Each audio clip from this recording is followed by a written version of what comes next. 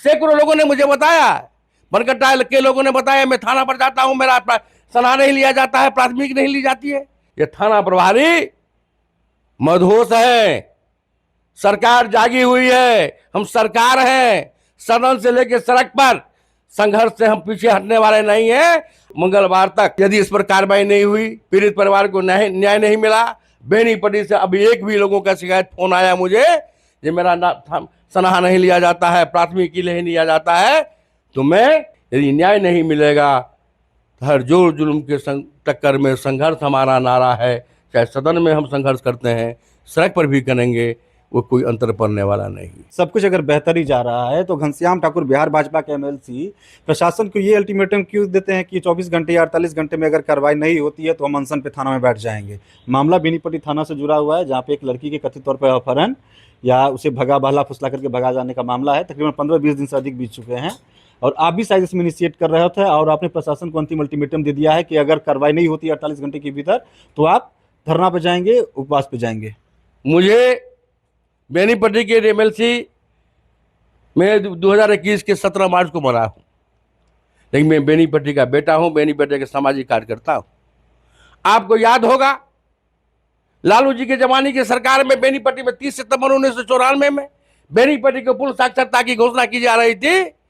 उस समय में आप छोटे बच्चे रहे होंगे या जन्म भी हुआ होगा कि नहीं हुआ होगा, लेकिन सैकड़ों लाठी खाकर मेरे शरीर के चमड़ी को घेर दिया गया था, मेरे हाथ को पांव को तोड़ दिया गया था। उसके मंत्री को मैंने घोषणा नहीं करने दिया, मैं अपने जानों की आहुति लगा दूंगा, जानों की बाजी लगा दूंगा, लेकिन अन्याय नहीं होने दूंगा, चाहे मैं सत्ता में रहूं चाहे विपक्ष में रहूं। मैं एक बेनीपट्टी का नागरिक हूं। सैकड़ों लोगों ने मुझे बताया, बनकट्टा के लोगों ने बताया, मैं थाना पर जाता हूं, मेरा सलाह नहीं लिया जाता है, प्राथमिक नहीं ली जाती है।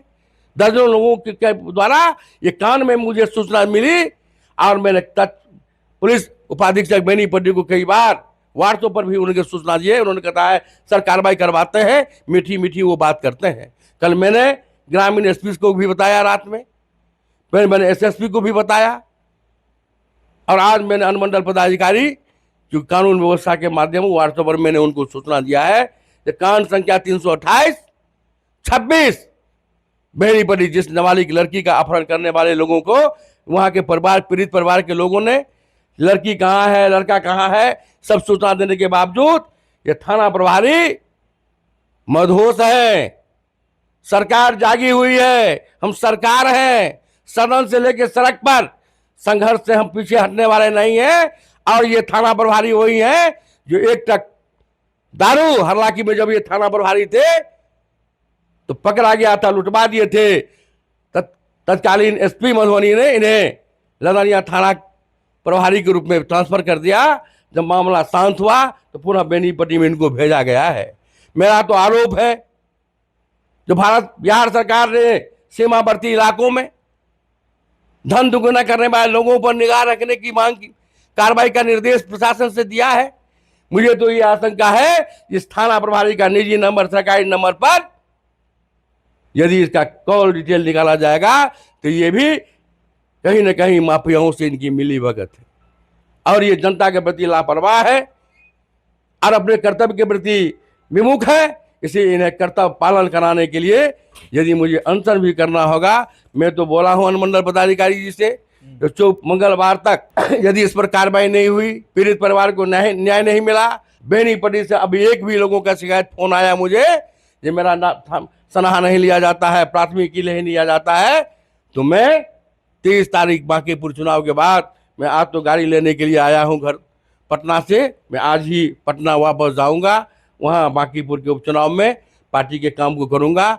लगातार मैं चुनाव के बाद जब आऊंगा यहाँ की सारी गतिविधि से आप लोगों के माध्यम से जानकारी मुझे मिलेगी। यदि न्याय नहीं मिलेगा तो हर जोर जुल्म के टक्कर में संघर्ष हमारा नारा है। चाहे सदन में हम संघर्ष करते हैं, सड़क पर भी करेंगे, वो कोई अंतर पड़ने वाला नहीं।